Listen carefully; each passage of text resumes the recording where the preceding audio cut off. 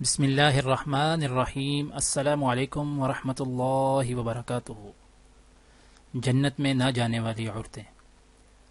سیدنا ابو ہریرہ رضی اللہ تعالی عنہ سے روایت ہے، رسول اللہ صلی اللہ علیہ وآلہ وسلم نے فرمایا، دو قسمیں ہیں دوزخیوں کی جن کو میں نے نہیں دیکھا۔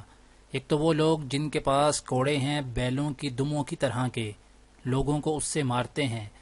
دوسرے وہ عورتیں ہیں جو کپڑے پہنتی ہیں مگر ننگی ہیں، یعنی ستر کے لائق اعضاء کھلے ہیں، ایسے باریک ہوتے ہیں جن میں سے بدن نظر آتا ہے تو گویا ننگی ہیں۔